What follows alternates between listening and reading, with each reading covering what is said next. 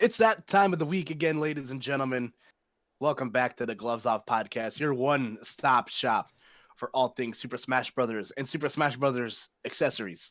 I am, as always, your co-host, Master Hand Game Koopa, and joining me is my other co-host, the spicy chicken sandwich to my Popeyes commercial, I guess, because that's kind of the hot trend right now, Mister Master Hand Games, Chris CX. What's going on, buddy?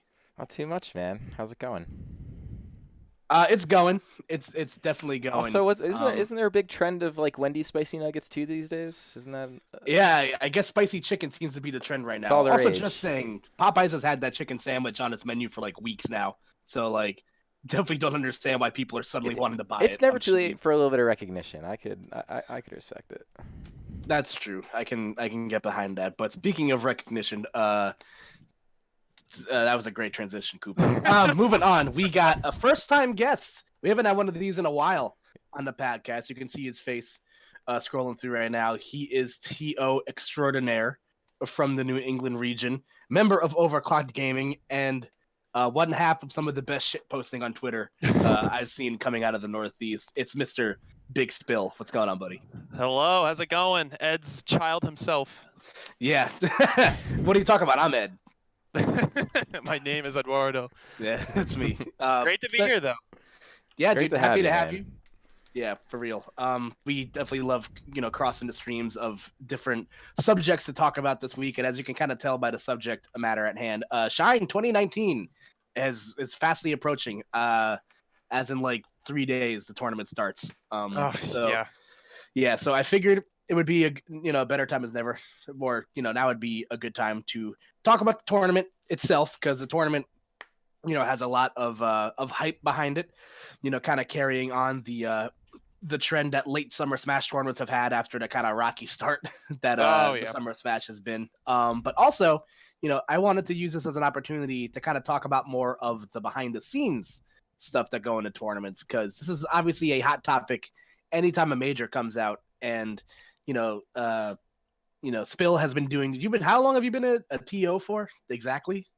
Well, if you count, because I started way back, like when I went into college like 4 or 5 years ago, and I did like college weeklies, and then I started getting a lot more involved starting like a year and a half ago. So. Okay, so you this is definitely not your. Is this your first time like doing seeding or seeding stuff for a major? Like I've seeded for Shine 2018. And I've always popped my head in for seeding New England, especially with Ultimate. New England's been going a lot more majors. It's not just been, the top players going. So like when it comes to SmashCon, when it comes to Evo, Genesis, like whenever New England was going, I'd be like, yep, like this player is like roughly same skill as player A, B, and C. Drop them in there, stuff like that. So I've always had my hand in multiple like seeding for majors. Right, yeah, and that's like a huge like factor that comes into this. Obviously, it's something that like is talked about a lot, like through the crevices of Twitter, whether it be for the good or for the bad. Mm-hmm. But like there is, we haven't really had like a proper TO that's like gotten their hands in the pot for majors to talk about it. So I figured it'd be a better time than ever to to get that down, because Chris is just a streamer and I am just merely a voice on the ones and twos. But you're in the thick of things, so why don't you talk about how your seeding experience for Shine worked out this time around? Yeah, so as a lot of people know, there's a very I don't know, they're not really super public about it, but we got an amazing seeding group that does pretty much all the majors, and it's the PG Stats Discord, or the PG Stats crew, whatever you want to call them. And it consists of just of a lot of people around the world that pay attention to basically every top, like basically every state PR worthy person out there. So there's like these websites that they use to track down like every set on every like Smash GG event, which is, if your event's on Smash GG, it's probably a bigger one. So I mean, there's a seating group there, and so I went to them first for help, because I knew I'll need it for top 128, top 196, because I know my region well, but when it comes to PGR stuff, I can't. Me myself, I can't handle that. I don't think I can seed them as well as they do. So many moving pieces. Oh, and that kind of it's thing. insane because there's so many like if you think about like how many C tiers, like low C tiers are in like every single region, just how many tournaments every PGR player like sneaks out to. There's just so much you forget about. It's like, oh, what about like his set record from like this tournament? And it's just like there's just so much. So my plan for this shine was to grab the PG stats, and I wanted them to stack up the, I'll say the top 200. Because usually in majors you're gonna want to do the top 25% of bracket is like where you're gonna roughly seed.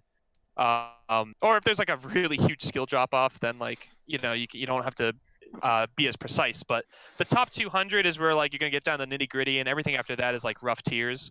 Um, Contrary to what people believe, we don't do like one by one all the way down like 400. A lot of people get like really slighted when they get like seeded if they're like a 2-2 player at a weekly, and they're like, oh man, I'm seeded to go 0-2. They hate me. It's like, like it's not like that. But anywho, so I had them do like the hard, like the top 200 stuff, and then I gathered my own little group of people to kind of act as because Shine itself is basically, I would say, like 50% New England and like 30% tri-state and like 20% etc. Right. That's like roughly what it is. So I grabbed a group chat that had I think I asked you who to go to, but I had ended up with like Hangman and Ajax were like my tri-state people because they're really involved with their scenes. Ajax goes to tri-state all the time. Yes, I agree. He's very close with you guys. So I wanted to have like a local group to kind of clean up after the PG stats crew, like in case they missed any like sleepers in either region. So like I would communicate back to the team like, hey, there's this player Brevity, or like there's this New Jersey player. He should probably be in like the 150s region, 120s region to leave him unseated. So I wanted to have two groups to just kind of help each other out and just try to catch every leak, because really seeding just comes down to plugging every leak. Because like once you think you get everything, there's always like one player left out or something like that. And then the final moving piece to that was I had a couple high level, top level players to look over it. I reached out to I originally reached out to both Nairo and Mr. R because they've expressed interest in seeding. Like they said, like, hey, why has no one hit us up? So I checked them up. Nairo agreed to looking over it, but he never got back to me when I actually sent him the seating list. So that never happened. Classic. I'm sure he's busy, and like he's a very, very busy person. So I'm not, it's not a slight on me, but I was just like, all right. Yeah, it happens. Mr. R got back to me, and he actually he said his first impression, like the first draft top 64, he said like was very good. There's a couple people he said like could move up, but he said like overall he really liked it. So I was like, okay. There we go. Yeah, so there's that. There's also just other perspectives with seeding. Like everyone has a different opinion on like how people should be seeded. Like, do you count recent tournaments more? Do you count stuff from like April? Do you count, how high do you count these events? So you obviously get the vocal bunch on Twitter saying like, oh, it's BS. Why is like why is Leon so high? Like stuff like that.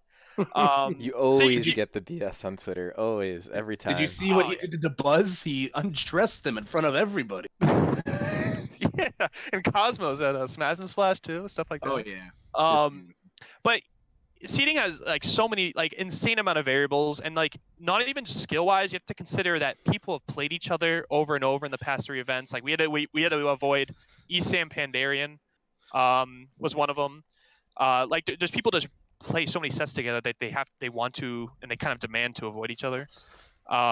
There's there's stuff like where you have like Leffen in 2 big events, so you kind of have to schedule him.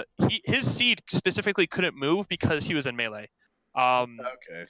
Originally the seeding was Pandarian over Leffen, and that was like what was going to go out, and then we realized that Leffen had to be ahead of him by 1 seed so he could play at, I think it was like 2 o'clock or 12 o'clock, so he can get to his melee pools, because otherwise he'd be playing at the same time, and you know how that would go out. So, there's even just stuff like that goes into it. So, I mean, when it comes to seeding, man, it's like, it's a wonder that it's even done half right. Everyone has an idea of how perfect seeding would be, but like once you add in another variable, it breaks down everyone else's list. So, I guess my advice to anyone who's like seeding like bigger events, just try to get as many like experienced eyes as you can. Start, definitely get people who like are like really like TOs, get people who are like really good at the game, like top players.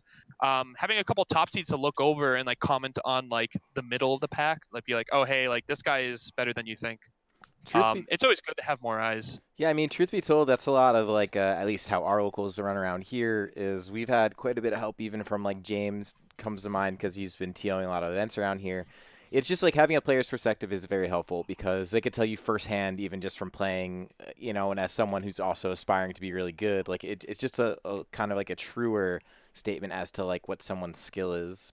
But I guess since this podcast is kind of dedicated to people kind of just learning the things, I just want to go kind of dive into like why things even get seeded in the first place. Aside from just avoiding your friends and, the people you carpooled with, the whole point is basically you're kind of predicting the bracket, how it'll turn out in the end. So it's like, yeah. So with that is, as we mentioned, a ton of variability.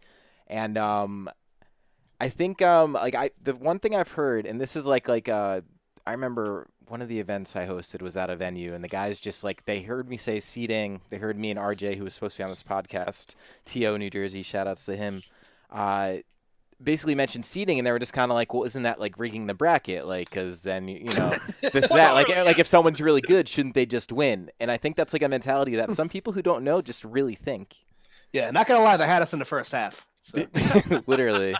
So it's like there's that mentality too, and I think that's why I wanted to bring it up because the idea is like you don't want like your two best players in the tournament to be playing really early because then one of them gets knocked out and then it's like the whole bracket gets screwed up. So then you have like who could have been the second best player lost to the first best player in like the third round, and then that second best player then has to like fight his way all the way through losers. So there is definitely a method to the madness and a reason why it exists.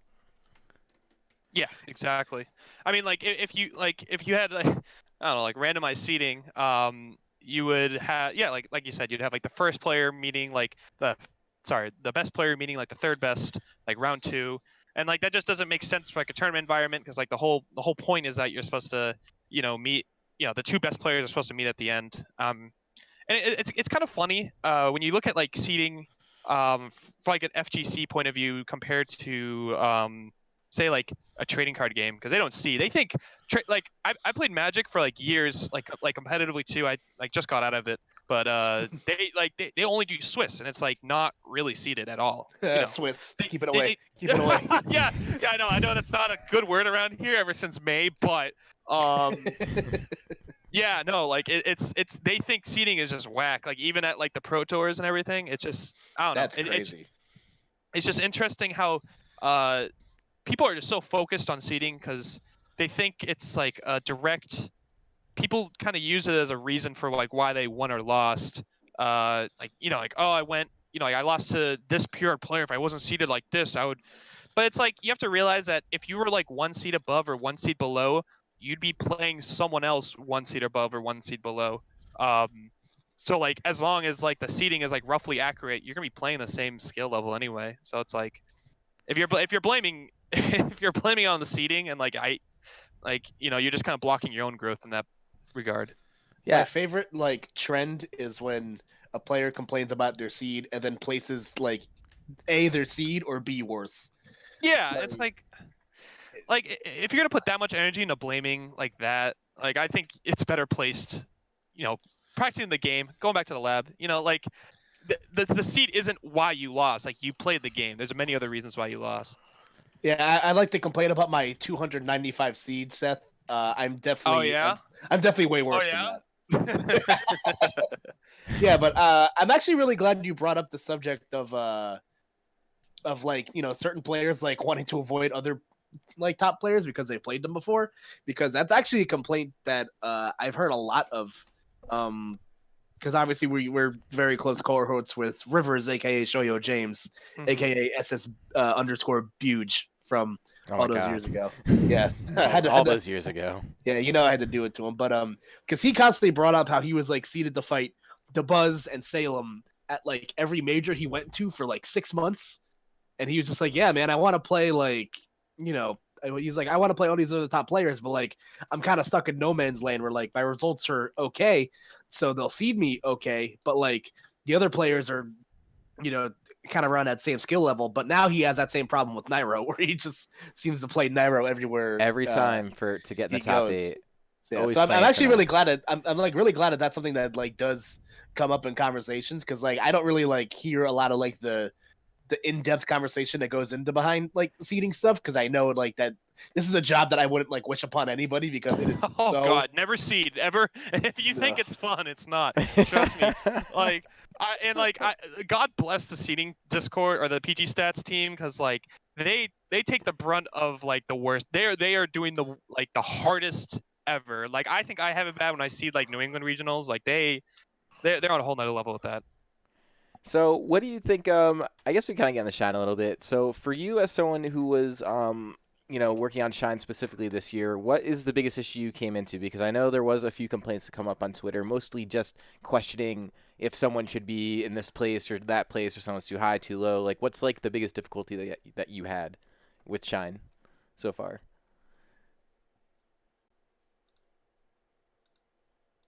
pretty good. This happens sometimes. I'm back. So basically, I was just asking what the hardest part of like seeding Shine was this time around.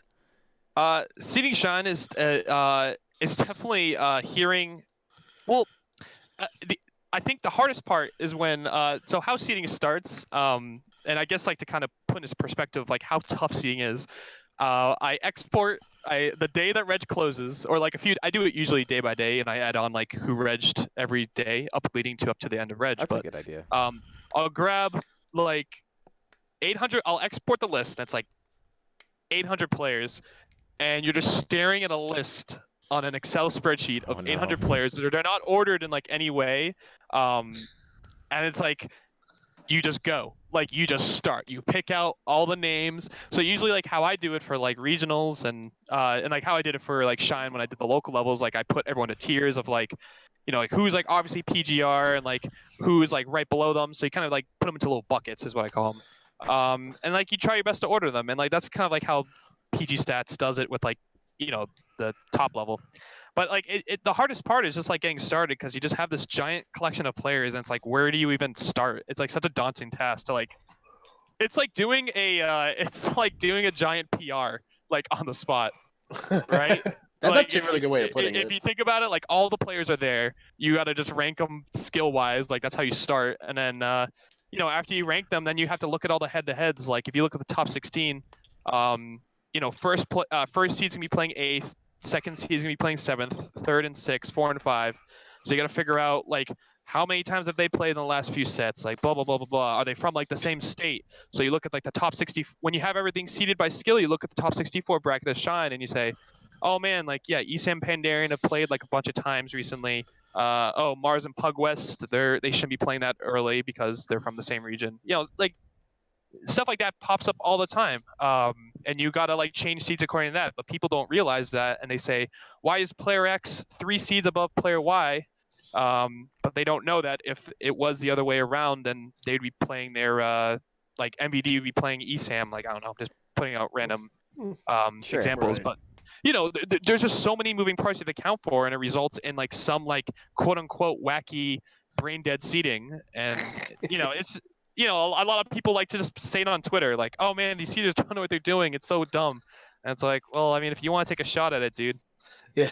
So what you're saying is you can't win ever, never. Oh no, no, I don't think there's ever been a tournament in the history where it's been like, yeah, perfect seeding, 100%, no complaints. Dude, no, it won't happen. The ironic part is it won't happen even if the seeding works out to be the exact results of the tournament. Someone will still have an issue. God, no. Because that's like theoretically the goal, right? Like you theoretically want to rank them in the order that they're going to finish. Like that would be basically seeding a perfect bracket. People get upset along the way. There's never been a bracket in which the seeding's been at 100%. Like some top player loses phase 2, like it always happens every major. Some state PR or like high region PR makes like top 9, top 13 when they're supposed to go 49th. It happens every time, and so like you can't account for that. Obviously, you can only do the best you can. So yeah. I'm curious if there's ever been a tournament in the history of anything that has gone like completely by chalk. Like there's just no upsets. It was just like a boring ass day where Not even Melee, dude. Like, yeah.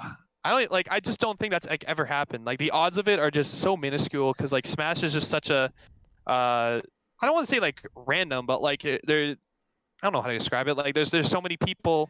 There's a lot of variables that could like come up. Yeah, exactly. I don't know, man. Like, I mean, I've seen Hero. Like, I mean, I guy's thought pretty random. I thought SmashCon was gonna be a bloodbath in pools due to that. I heard some tweet. There's some tweet that was like, Zach Ray lost to some hero in pools, and like everyone believed it. Anti said it. Yeah, Anti said it. Amazing. And No, everyone was like, what the fuck?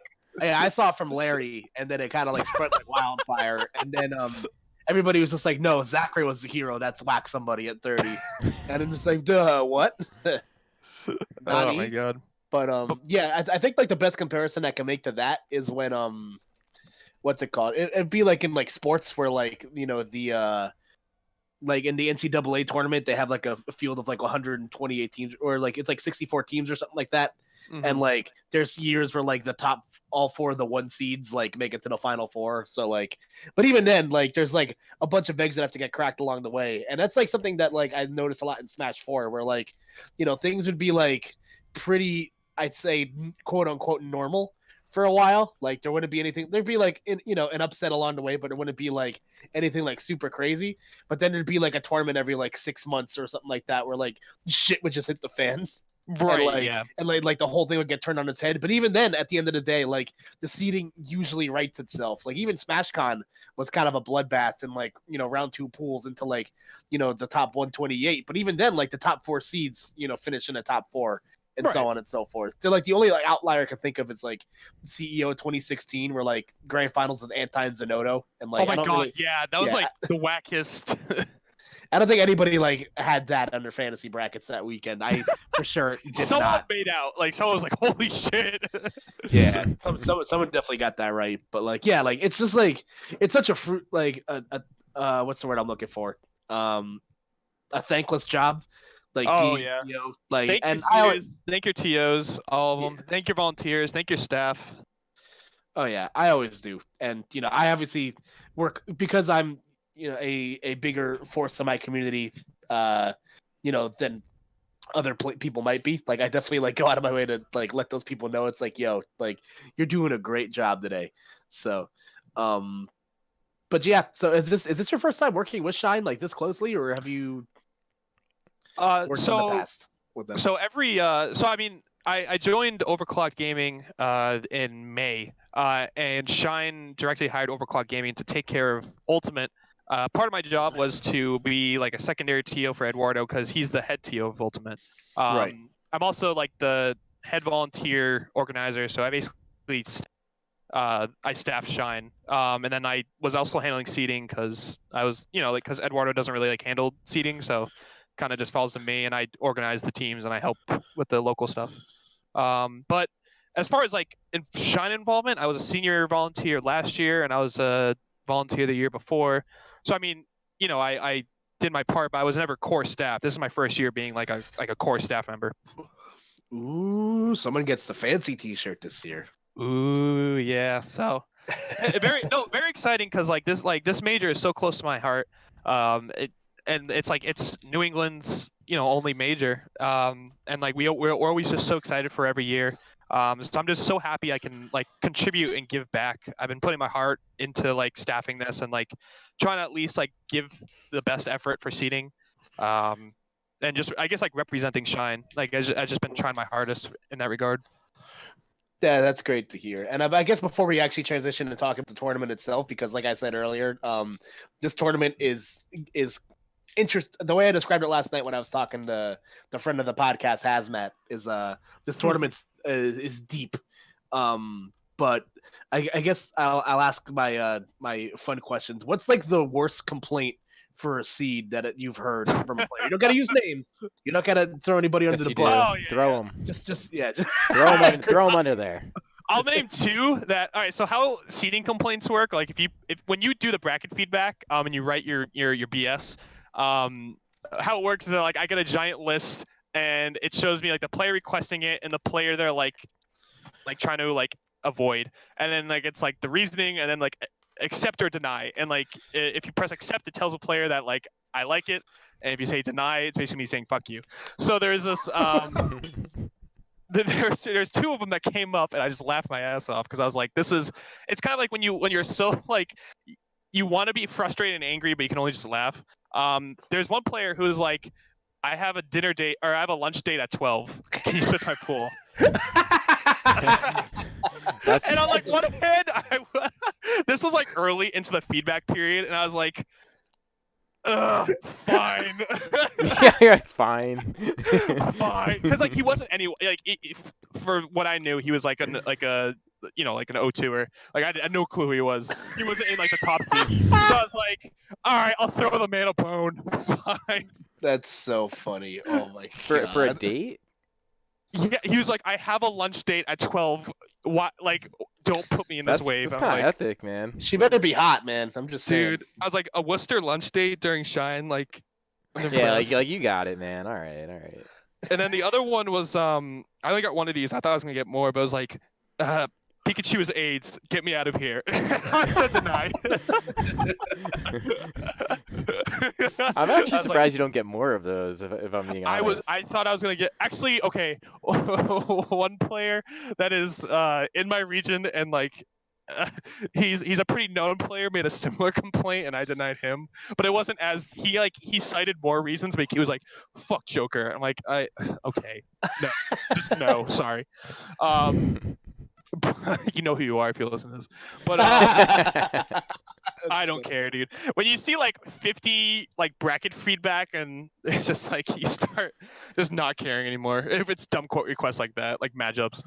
Okay, if you're complaining about like seating at like a big event, A, if it's ever about a character, never ever do it. B, if you play them on Wi-Fi, I don't give a shit. C, if you said you were planning on training with them, I don't care. Oh my god. Do not complain unless. All right, so I guess this goes for any tournament. So you know how you have like first, second, third, fourth, fifth, 9th, 13th, 17th, whatever. If you are complaining about like X amount of seeds that would still put you in that placement, don't do it because it doesn't matter. It just doesn't matter. So like if you're like 19th seed and you want to be, if you're like 30th seed and you want to be 26th, it just doesn't really matter at all. Technically you're gonna play the same, and like the people you would be playing instead are still gonna be the roughly the same skill level in like the whatever rounds, just like how bracketing works. That's so funny. Like just like if you're like say you're like 50th seed at like a stacked weekly and like you're gonna get like 13th because like that's what you usually get and the TO just doesn't know, like I guess like bring it up, be like, hey, like I usually get like top 16, like I shouldn't be 50th seed, and like yeah, that's fine, whatever. But like if it's like 3 placements and it's like 40th seed, don't do that to me. You know, it's really funny you bring that up because there was a tournament we ran called Smash Quest, and I'm not gonna name the person's name. I'm just gonna say they're from New England. Cough cough.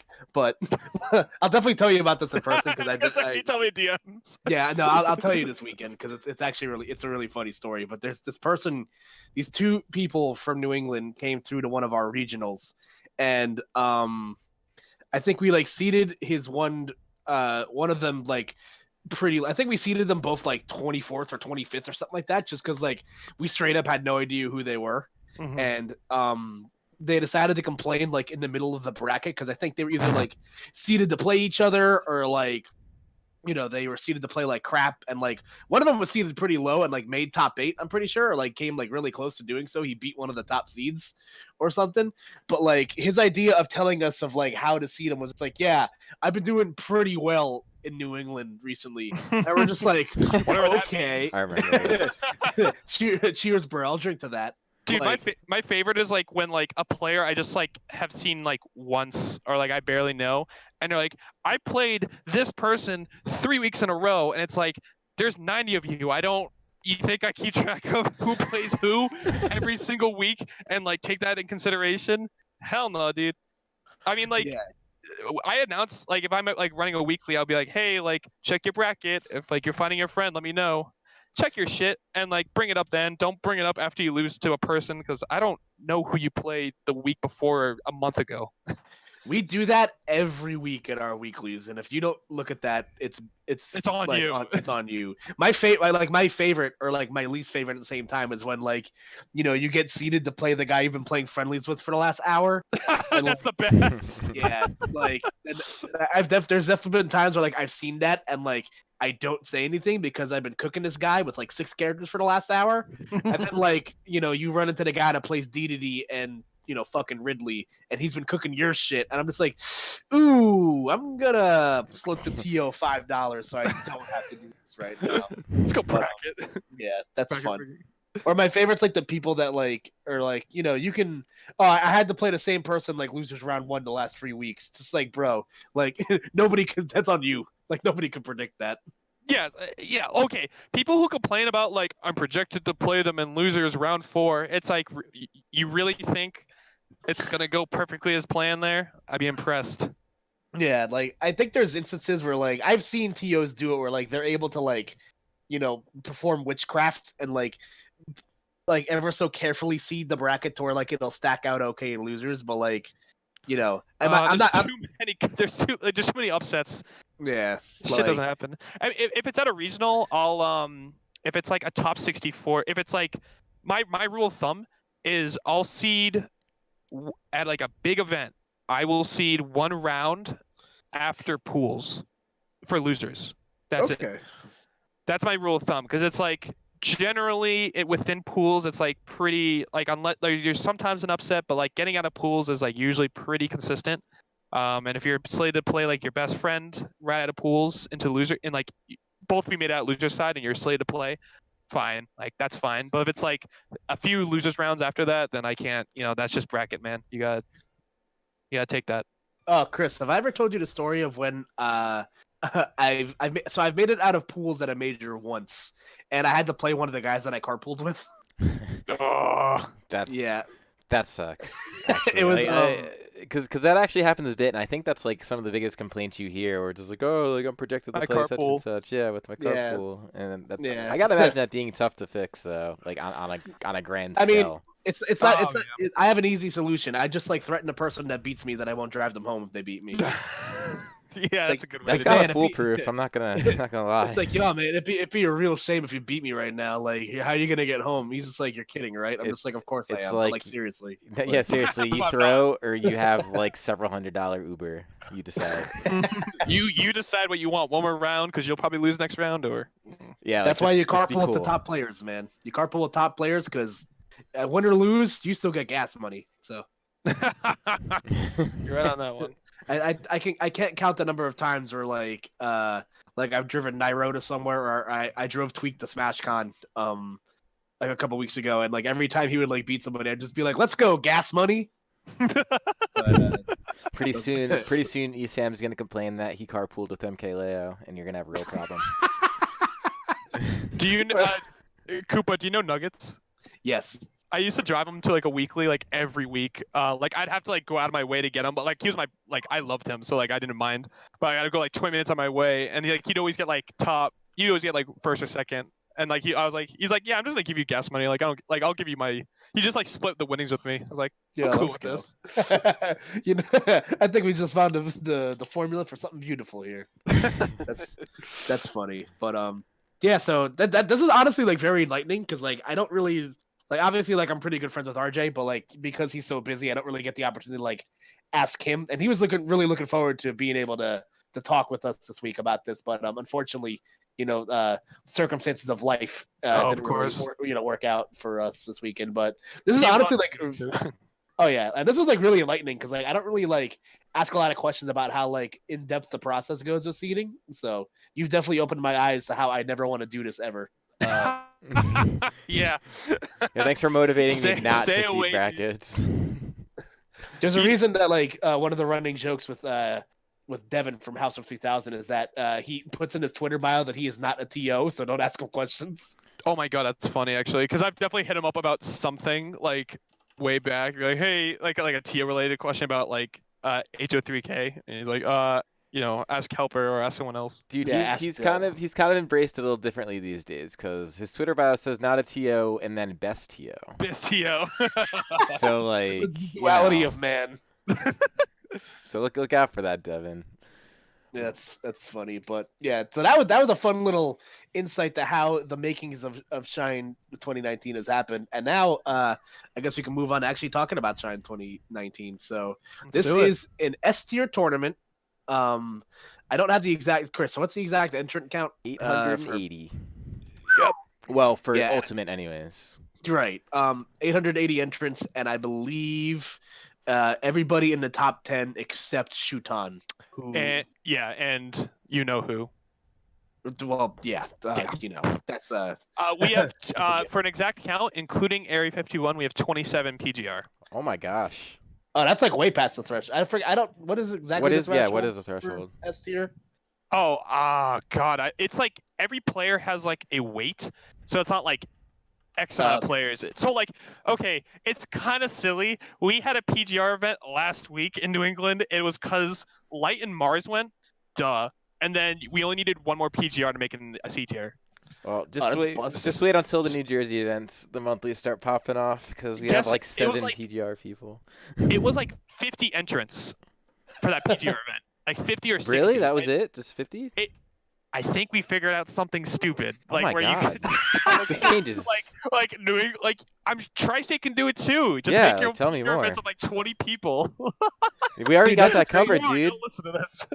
Dude, if you look at our regular monthlies have at least 3 PGR people, like on the regular. It's so funny. Yeah, because I kept seeing tweets from people. They're just like, oh, got like, 9th place at the smallest PGR tournament ever, and I'm just like, what the hell's everybody talking about? Yeah, it was so. Well, I think it's because like Light's 10th, and then like Mars is 3rd, so it's like, I guess they have a high weight when it comes to like PGR attendance. So it really only takes like Mr. E like driving out, and like there it is, C tier. That's or Suarez, because like Suarez and Mr. E always come to shit. Well, yeah, because we see the trend now of invitationals, which are obviously small. So I mean, all it takes is a few people. Oh yeah, that's crazy. That's well. Anyway, so 27 PGR. That's crazy considering the PGR is top 50. So I mean, better than half of the PGR is there. That is really something, and you could even see it just on the first page. With all the seeds in order, the likes of MK, Leo, Tweak, Samsora, you already got your top 3 players there, and then Mars, Nairo, pretty much everyone you would expect to see, and then some. Shout out to Jen for 25th seed and Mr. Area 51 himself. Yeah, the ultimate alien. But yes, I brought this up with Haz last night because he did a stream. Where we just kind of talked about some of the things that we're looking forward to within the event. And I brought up that this event, that what I'm looking forward to storyline wise is like, because it's, in my opinion, it's very clear that the top 4 players right now are like kind of in a league of their own right now. Oh, like, I was just saying this the other day. Yeah, like Mars, Tweak, Leo, and Samsora are just kind of they're just kind of like a head above everybody else. Like they're just so consistent. Like I said, like you look at how SmashCon stacked out, despite the fact that there is a bloodbath in round 2 pools. You look at how Evo stacked out. Minus Mars obviously taking a spill, but 2 out of 3 poggers. And then so on and so forth. Like there's always some combination of like, Leo versus Tweak or Leo versus Mars or Sam versus Tweak. It's just littered all over the place in regards to how the tournament stack out. So they're proving that they're incredibly consistent, and obviously like they're just kind of a step ahead of everybody else right now. So I'm looking for how the field's going to respond. Like obviously Light kind of had a rough middle of the summer, but he's kind of righted the ship a bit. Nairo's had a bit of a rough summer, but has since sort of found his footing again. And obviously there's there's X Factor players like how's Leffen gonna do this weekend? Is Leon gonna live up to his high seed and his PGR status? Like who's gonna be the Cinderella story this weekend? Who's gonna be this weekend's Louis Money, or who's gonna be CEO weekend's Puppe? Like there's always like that factor. So I don't know how you guys feel about that, but yeah, I mean it's crazy to think about just like how many players that you don't even expect. It's like back of the mind players. where like they'll do well, like they'll get like 33rd, 25th, but you don't know like what PGR upset, like top 10 upset they'll make to like push past that like boundary, because that like that holds them to like those placements. Like yeah, exactly. Like seeing Louis Money, seeing Pape, seeing Rafi, seeing all of them like kind of like push the envelope. And like it really is crazy. It's like we have like a guest of the week in the top 8. Like you remember like like the cat and like Smash and Splash, like seeing like all these like crazy players just like cutting it. It's really cool to see, and like I'm especially just I really want to see how like the top 4, how they play out over the next year.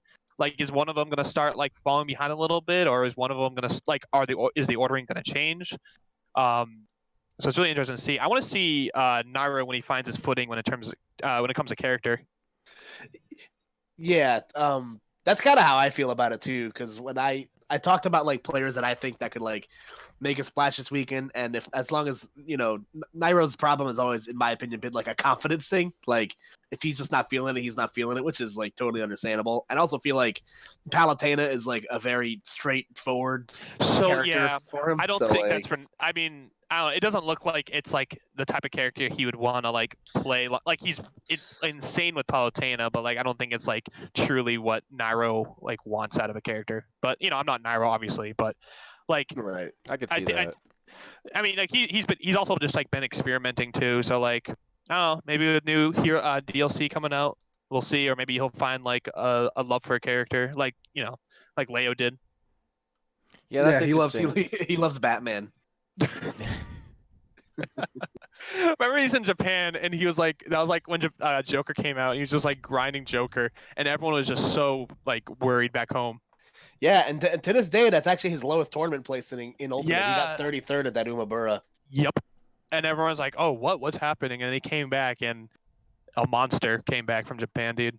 Yeah, he came back a man with a bigger man. What about you, Chris? What are you looking at here that piques your interest? I guess you guys kind of mentioned it, but some of the consistency things, because you see the guys, as you mentioned, like that are kind of like untouchable at the moment. The guys that you're seeing in every top 8 that they go to, and then like you kind of have like then I look at someone like Light, where it's almost like kind of fringe. Like he's definitely not immune to upsets, but he's also very likely to make a top 8. So you just think about like, okay, so like who does someone like Light lose to? And then it's just like, I don't know, you look at like any number of people there, and like I know for me, my eyes automatically draw to like New Jersey players because I know them the best. Like I see Wishes, who did pretty well at Evo, got 9th, and I'm just like, well, he's played a lot of these guys pretty regularly. Like there's a shot there, but like I don't know. So is it going to be one of those things where you just get like the guest in top 8, like your Louis Money, or is it going to be like, I don't know, like it'd be really cool to see something totally off the wall, like even like a Riddles, make it with like a Belmont, like just something like basically. Oh, I would scream. Oh my god. Yeah, like because like that's the type of stuff that like everyone loves to see. Like you see that kind of off character in a top 8, you're just like, wow, this is really cool. I'm motivated to play this character now. So like I'm kind of always a fan of like that happening. Like someone who plays strange character making it in. Like it used to kind of be like Shinji used to do it with Pac-Man. Back in Smash 4, he still kind of does it in like PGRC tiers. Yeah, he did it at MomoCon. Yeah, so that's the one that is a little off the wall. So yeah, I'm looking for some character variety as always.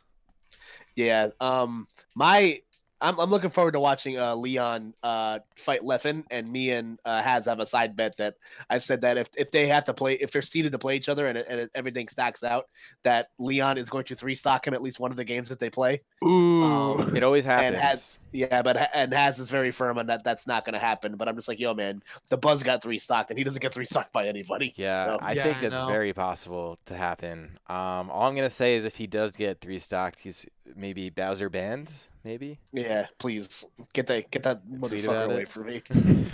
Get the frame 3 jump squat heavyweights out of my face. That's the reason I like don't sleep at night, partially.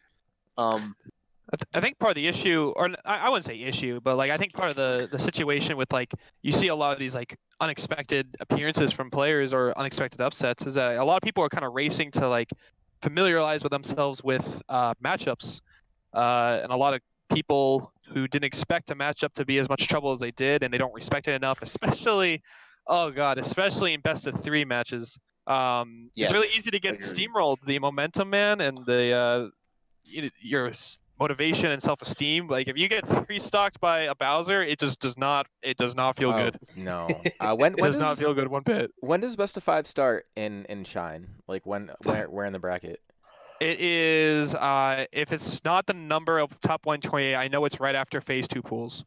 It's like it's the grand finals of phase 2 pools. Or Okay. sorry, winners finals of phase 2 pools rather. Okay, so like top So 64. top 64, range, yeah, probably. that's Okay. that's exactly what it is. I think it would be top 96 if it was winners finals Right. of the pools. Yeah, it would be Okay. top 96. Sorry. Oh, right. Yeah, because the round before. Okay. Good to That's- know. Commentator should probably notice stuff. Well, yeah, because that actually makes a huge impact on like tournament results because that does actually kind of cut the chances that you might see like one of those off kind of characters making it. Yeah. And we've been seeing so many game 5 situations and best of 5 sets, especially top 8. There's a lot of adaptation going on in these sets. I mean, like I don't remember seeing a lot of just strict 3-0s as you get closer to the top cut. Right. So who's this weekend's Rafi X spill? Who's the New England player we should be looking out for that we're probably not thinking about? New England player? Hold on, give me 1 second. Me and Chris have already sprinkled in our New Jersey bias Always. for the week, so we filled our Right. quota. It's a requirement. Let me if take it's a not look Raf- at like everyone. Yeah, I was gonna say if it's not Rafi again, then let's see who it should be because Rafi had quite the run last weekend at Super Smash Con. Yeah, He almost got that ESAM. If he got that revenge on ESAM, man, like all the way from Civil War. Oh my god, that would have been great. You guys remember that, right? Where he did yes. the wrong Oh, throw yeah. and it just didn't kill him. Oh boy, that still brings a tear to my eye. So my question is, because Rafi technically did not beat ESAM, is his friendship with DM valid? Because I'm just saying, I've lost to every Ken I've ever played, and so my friendship with Hazmat is definitely worthless at this point. Dude, Poggers. Rafi will if Poggers. Rafi loses a DM in a weekly, he'll just money match the crap out of him until he gets the the difference made up. That's just kind of is. So if we're talking New England sleepers or New England, could make top 9, I'd have to put my money on Ling Ling, Lade, Pelka. Like those 3 are just straight up killers, and like I definitely can see at least one of the 3 making a pretty big upset somewhere along the way. Dude, Okay. Pelka, I feel like Pelka is kind of primed for that sort of thing. Him probably being, I don't know, he's definitely a contender for top Snake. I know, obviously. I think he's the best Snake on the East Coast. Yeah, I mean, I no know. cap. Yeah, he's pretty good. He was best placing in SmashCon. I mean, I know Snake didn't do very well at that tournament, but that still counts for something. And then another, obviously there's DM, and then another one that a lot of people still don't really pay attention to is Phantom. Dude, he Yes.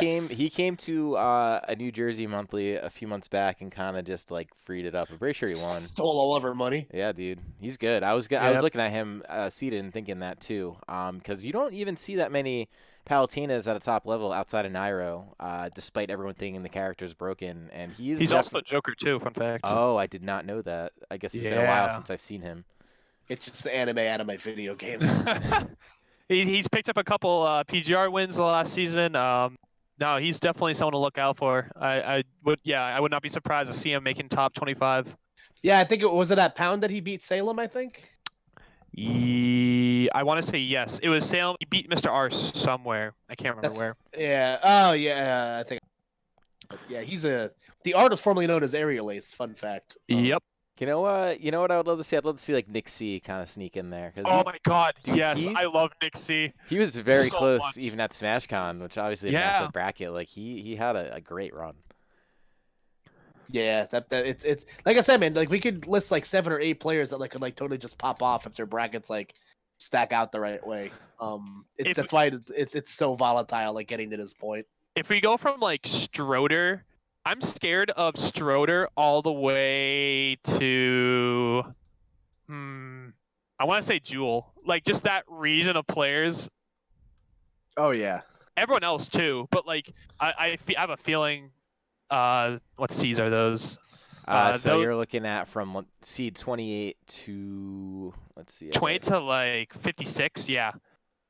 Yeah. Oh jeez. There's just a lot of that is just a dense It's a lot of New amount York of in there, players. I'm noticing, because in there you have Jewel, you have Venya, Utopian Ray, Jackal's New Jersey, but he's still in that area. I'm not sure where's Sandstorm from. Is he? He's from Pennsylvania. Okay, Yep. so we A won't lot of count him. tri-state in the area. It's just a very scary middle. Like the top 64 is just super scary. Yeah, I said it last night when I was talking to Haz, but like those are the players that I like fear the most. Like it's either the players that are like seated pretty low, they're like middle PR players in like middle to low PR players somewhere, or like the people that I fear the most in life are like the people that are like power ranked in some like bum ass region of the state that you've never heard of. Like they're on like a subsection PR of a state. Yeah. And, yeah, they're like ranked like number like 8 in like I don't know like Rancho Cucamonga, California or something like that. But they had that person has just like nothing to lose and they just play without any fear, and you're just like, wait a second. Oh no, yeah.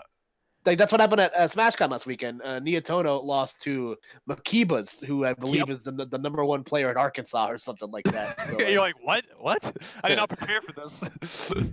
that's a state. Yeah, but it's funny you mentioned that because some PR player from Nebraska at that like tiny PGRC tiered event, someone from Nebraska, otherwise known as NE, beat Light at that C tier we had last week. Yeah, so Nebraska was popping off. They're like, oh, we get the abbreviation now. Thank you, we'll take that. Can I get stocks of corn in the chat, please? Please. Yeah, but I'm excited. Like, and even if like things don't like hit the fan, like I'm looking forward to it doing so regardless. This event's obviously one of my favorite of the year. It's the first year in Worcester, so that's going to be interesting. As a new or Massachusetts, you're from Massachusetts, right? Oh yeah. So as someone that's never been to Worcester before, what's your advice for getting around the city? Get around the city. So I will say a lot of people have the opinion that it's not the most safest city. It's not as scary as it sounds. Just like obviously with any new place, treat with caution. But truth be told, I actually don't go to Worcester a whole lot. I'm actually tonight after I pack, I was gonna do my research on the eating places. That's what I'm trying. That's what I'm trying to look for. I will say I have been to like the DCU once. It's gonna be an insanely good venue. I have no worries for. I mean, I am obviously worried. I'm always worried about everything, always. But I know deep in my heart, it's gonna be an insanely good major. Definitely sad we're out of Boston, but at the same time, Boston was insanely expensive. Yeah. Really, really good. Let me put it this way: if we're still gonna be in Boston, we wouldn't have Shine. Really? Wow. The cost of let me put it this way: the cost for the network infrastructure, like just for like streaming, like the internet, is more than like a lot of venues, like a lot of like regional like major venues. Oh my god. Wow. And majors venues, sorry. Yeah, I heard because like I remember like I read somewhere that like Shine operated at a loss like both years that they had it like in the World Trade Center. Yep.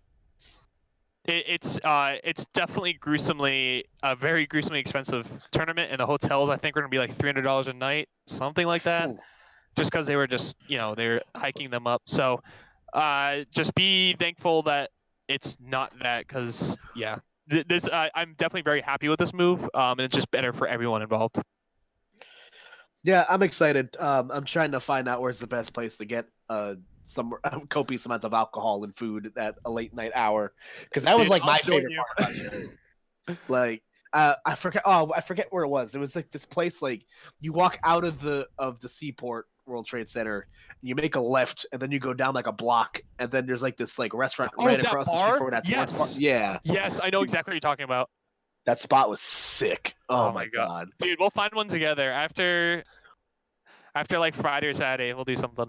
Word. Yeah, I should be getting in Friday night, so I'm definitely down to clown around. So now that we're on the subject of that we're done previewing Shine, we're done talking about seeding. I know Chris we had an Arcadian this weekend, and that was kind of a hot topic I always like bringing up these things after they happen because they always pop off. They literally always pop off. And when I say that, like, yes. Arcadians get like more attendance than anything else we do, and I think that. Oh, I love it, Arcadians, dude. People love them. They're great, and it's interesting because this is like the anti of what we're talking about, because like you can't. It's hard to really seed an Arcadian. Meanwhile, if you're someone who goes in an Arcadian, you're going to complain about seating. Be like, well, why am I seated like this?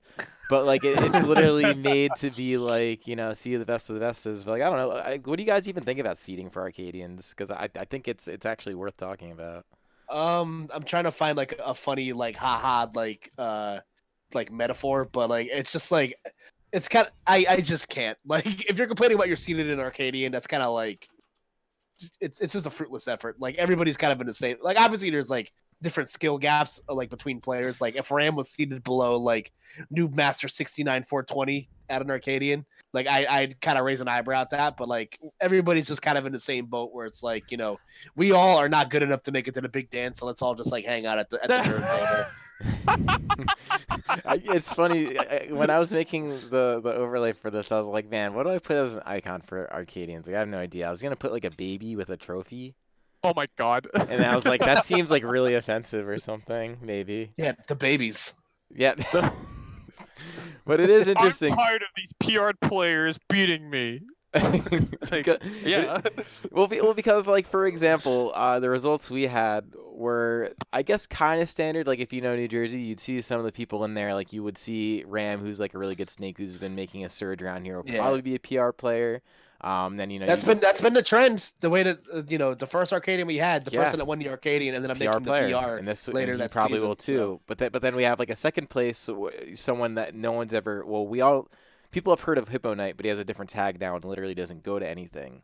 But he gets second place. Like, what the fuck? Who is this guy? Almost won. Like it was like it wasn't last hit, but honestly, he controlled the whole set and then just lost in game 10. But regardless, like then you see that and you're just like, oh yeah, so much for seeding or whatever. But like so it is interesting though, because there is probably some sort of degree of like importance with that. Like if you do kind of know the players, I don't know, man. I mean, I think it's worth like noting, like with any Arcadian, you're gonna have like that fringe.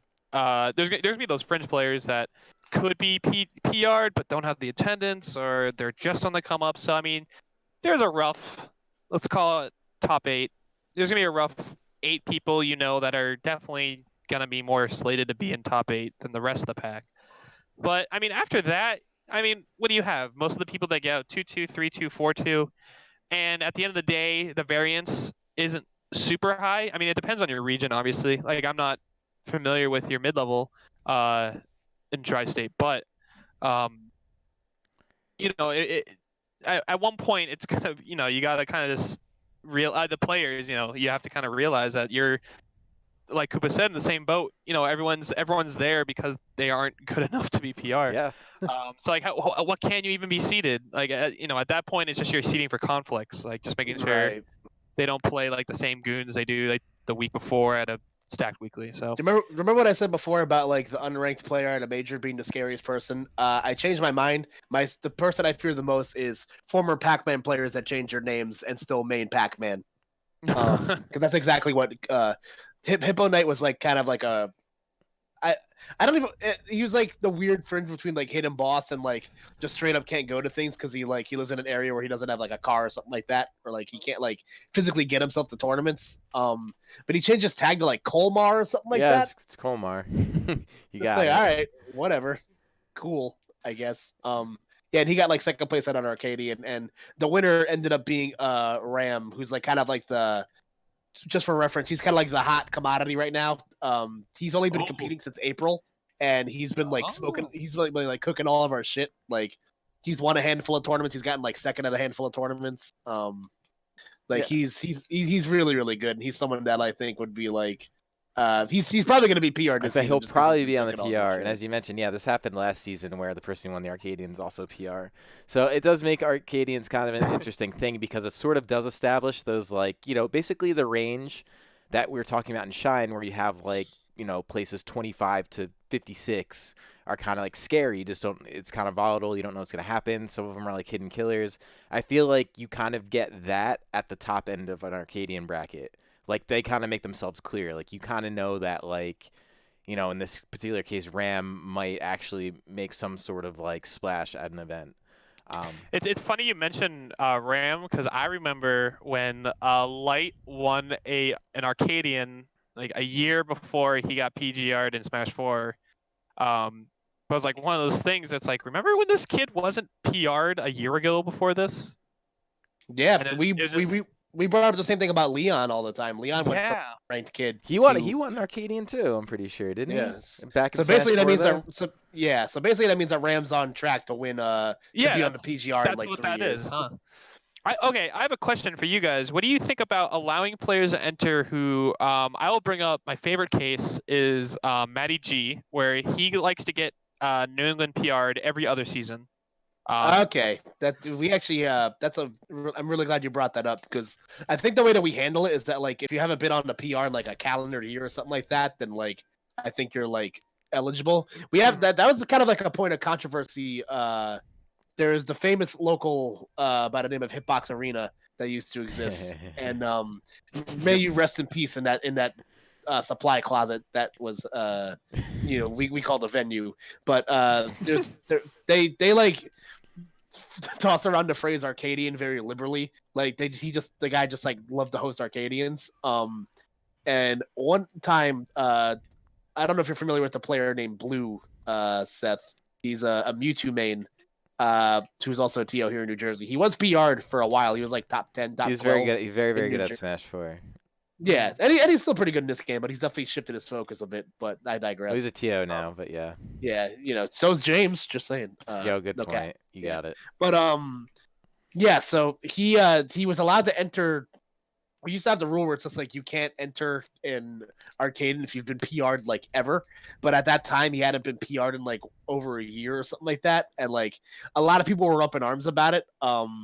I thought it was fine just because I feel like enough time had passed for like, okay, like you haven't really been like in, I don't want to like throw shade, but like you haven't really been in contention to be like a PR player for like a minute now. So like, I think it's okay. I think there should be like a time threshold for like if you went from if you were like because we do top 15 in New Jersey. I think you guys do too, right? Do you do top 15? Oh, sorry. I thought you said in New England. Yeah. Yes. We do top 15. We did it for this season. That's the meta now. Good. Yeah, dude, everyone's so good. But yeah. So like, if you were like 12th on the PR last season, and because like those spots, like those bottom PR spots, always see like the most like fluctuation. Yeah. So like those players are constantly coming and going. So like if you were like 12th on the PR your first season, but then unranked the next season, like we wouldn't let that shit fly. Like I think enough time has to pass. I don't know if we did it by season or just by like calendar date. To be honest with you, I kind of forget. It was like on previous PRs. It was kind of a loose rule, but I gotta be honest with you. Looking at like the fluctuation in results in this game, I almost wonder if like it should just be current ranking. Like if you're not currently ranked, you could just enter. Like I don't know. Then you get the strat of like you get like a real like someone who'd be like number 6 and like they try to like go really quiet for a couple months so they can get that big payout during the But like Arcadian. if they like get, I don't know, man. I feel like if you do that for one event, just at the risk of just like having bad results, like, I don't know. We have these like really like kooky PR rules sometimes. Like there was at one point where like we threw shade at the Philadelphia region where we allowed the top like the top 5 of their PR was allowed to enter our Arcadian. Yeah, only the top 5, and then the reasoning. That's so BM. The reasoning was plain and simple. Like James is like, because you guys are bad. That's what he says. Dude. He goes, because you guys are bad. I think it's like Philly top 10's allowed to enter the Arcadian or something like that. No, it was just top 5 couldn't enter. Outside of that, that's right. Everyone else on the other PR. Did they? How well did they do? I don't think they won. They didn't win. So wow. Yeah, that's really funny. There was one time where like there was a big contention of like is a player like that gray area if is this player too good to enter the Arcadian. We call it the Stocktaker 69 clause because oh my god. Yeah, so Stocktaker 69 villager main from Staten Island. Yeah, he's from Long Island, I think. Long Island. He's from Long Island. Yeah, he's from a island that is big in some sort of size. But yeah, he's a villager main from Smash 4, and he was kind of like a fringe PR player, but because New York is always so behind on their shit, we weren't like really sure like if their PR was going to be out in time even to like for him to be eligible. So like New York came, they got like top 4 at our Arcadian, and then we kind of like shifted it to where like only like players in state can enter the Arcadian, and they're just like, nah, y'all are scared. It's like, no, we just have like too many players, and people like to schedule their Arcadians on the same day as ours. So like we're just trying to like mitigate like stress. Well, yeah, we did that this time. We only did New Jersey only. We had 127 or something, 130 entrants, and then Philly's Arcadian the same day also had like 80 something. So it's like that player base But is which out one there, had the man. Nairo pot bonus? Just saying. Well, I mean, we're obviously the best Arcadian. Come Damn, on, I've but- never actually considered state-only Arcadians because like we just have the New England Arcadian. I think ours is going to be coming up in a couple months. Yeah, I think yours. Wait, you cut out for a second there, unless it's me. Hold up. Huge. Yeah. You good, Chris? Yeah, we're good. Okay. Yeah, but like in terms, because like New England obviously takes up like Connecticut, Massachusetts, and like those states that are like really far north that like people kind of forget exist sometimes, like I do. Cough. Vermont. Shout out A lot of people forgot about Vermont. Shout out to maple them. syrup, baby. Hey, let's go. Yeah, but I guess for us it's a little bit different because like I can get to Philly in like 2 hours. I can get to New York in like less than that. So like, I don't know. I guess it's just kind of a case by case basis because like Right. it just kind of depends on scheduling stuff. And we also had our Arcadians almost like always capped too. So like, Yeah, I feel like I want to keep it open, but then I don't know why a New Jersey only Arcadian does so well, but it does. So it makes me wonder if like maybe there's something to it, and if maybe that would like I don't know. I always think about like if there was like a big grand ranking system where all the PRs sort of like communicated and worked together a little bit differently than say like the PGR does, which is more just like scattered worldly stuff. Like it could be interesting. no, Wait, it's the like kids a that are wrong. tri-state PR? So like yeah, so then there's like Join subsets of us. that, right? Yeah. Join like- us. Yeah, honestly, like it's definitely not unheard of, but also my problem with I've always said with the state PR is that trying to get everybody on the same page at the same time is like kind of impossible because everybody operates on different schedules. Like, New York's PR always has like delays getting out. I don't even know when Philly like Well, it's does kind of theirs. like They just kind a of post it secretly. I don't know. You think about like league systems, though. I mean, like even if you just break it down to like basic NFL stuff, like you have like an AFC and NFC, and then within that, those are conferences, and you have your divisions. Like I don't know, that can be duplicated, and part of that would be basically establishing the subregions with like their own talent playing each other to some end. That's fair, but I don't know though. Just yeah. kind of. Arcadians are fun, man. Like and shout outs to Ram. He actually got free entrance for winning this Arcadian. Yeah, to, battle for the East. The big ol' East Coast FGC / Smash tournament happening. Yeah, unfortunately the same day as Big House, but it'll still be good. Yeah, it's unfortunate that things stack out that way, but I feel like that was probably an FGC decision first and a Smash decision second. Oh, 100%. That's like a Tekken World Tour, and like there's a lot going on at that particular event. So yeah. I definitely just bought Guilty Gear for $11, so I'm definitely gonna try to drown in anime Nice. pools that weekend. So, we shall see what happens. But yeah, that pretty much itches every scratch that I wanted to cover this weekend. So, obviously, as we talked about earlier today, Shine is coming up, and we've been able to see it at the bottom of the screen right there. We have our scrolling list of events. So if there's something that piques your interest, Yeah, obviously, we gotta expand to get other events in here. By the way, yeah, we should. 100%. I love this little.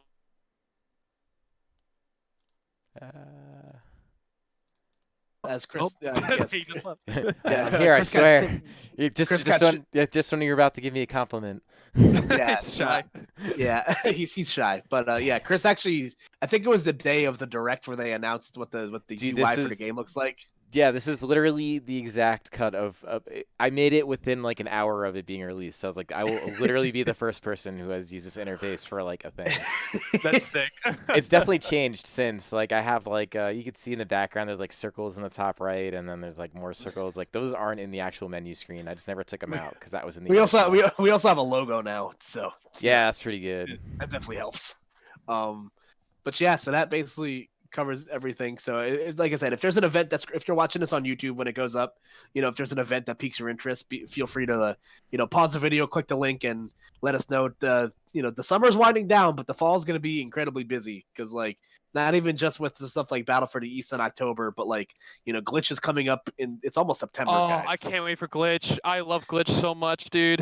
I can't wait. I will be going, so I'll see you there. I'll see you, yeah. Yeah, and then obviously there's Battle for the East, and an East Coast Throwdown is happening in I believe that's in Connecticut. That's in Connecticut this year, so that's gonna be fun. I'm actually really upset because that event for the last 2 years has been literally less than 10 minutes from my house. So backyard. yeah, it was pretty sick. But and obviously tune in for us, and this is the part where we plug our shit. So if you guys like the sound of my voice, you can follow me on Twitter at Koopa NJ. I'm gonna be at Shine this weekend. I'm coming in Friday night, so I'll be there for Saturday and Sunday. So feel free to come say hi. I'm gonna try to buy as much of the merchandise as I can, and spend copious amounts of money on drinks and maybe a lobster. Not sure yet. So what about a anime poster? I don't know how many more I can buy before my mom tells me to stop. So stop. To be fair, my mom thinks that she thinks that my anime figures are cute. So I'm just saying, it's both a blessing and a curse, and I'm very upset. But yeah, so you can check me out there. And Seth, why don't you go next because you're the special guest? Oh, why thank you. So yeah, feel free to follow me at BigSpill_. I ship posts with clipboards, so I mean, if you want that, go for it. And I'm also on my binge of retweeting any Fire Emblem Three Houses meme. So if you hate that, I guess don't follow me.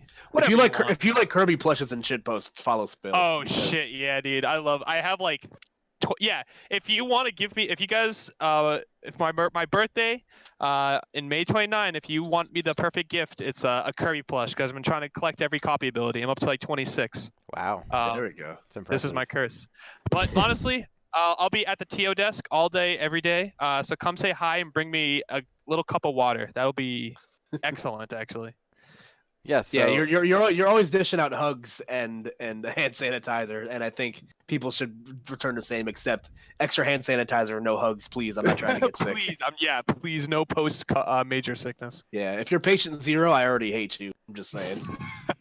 Dude, so Big Spill has almost as many. He's one shy Kirby copies as their RPGR members going to Shine. Whoa. Let's make this dream happen. Woke. Chris ZX stats. Yeah, there we go. So, what about you, Chris? Yeah, so if you want more Chris ZX stats, which there aren't many more, if any. Really, I don't think there's any more than that. That's the first one.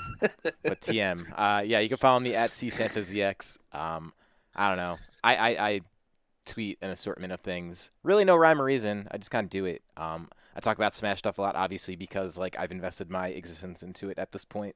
But yeah. Most of all, you should definitely follow the Master Hand Gaming Twitter. That is at Master Hand Games. If you're enjoying this podcast, share it with your buds. Give it a thumbs up. Click on the VOD. It definitely helps a lot with visibility. But that's pretty much all I got. Yeah, and once again, thanks for joining us this weekend, or this week, Seth. It was very enlightening. I learned a lot of seating, like I said, that I did not know previously. So you were a fantastic guest, and you're welcome back anytime. So. Of course, it's such a pleasure to talk about this, and definitely been stressed about it for the past week. So it's nice to kind of reflect on the process. And after we get off here, I'm gonna go pack because I'm going to Shine tomorrow to help set up. Oh boy, Godspeed. How far is that drive for you? Like an hour and a half, but I mean, not that bad. Honestly, like compared to like other drive, I usually like to drive out to wherever I go. I don't like to fly, so hour and a half something. That's double, or that's half of what my commute is, because mine's like a 3-hour drive. So. When you say commute, I thought work, and I was like, you drive 3 hours to work? Oh no, I'm What's wrong with you? I live a half hour from. I live a half hour from work. I'm square. I'm gonna have Jackal and Edwin to keep me company, so I think that's I'll be fun. okay. Yeah, so. But yeah, so thanks for joining us this week, and obviously we'll be back next week to probably talk about Shine and see how much of our hot take predictions came through. So. You guys can stay tuned for that. And as always, have a wonderful night, and see you next time. Yep. Thank you for watching.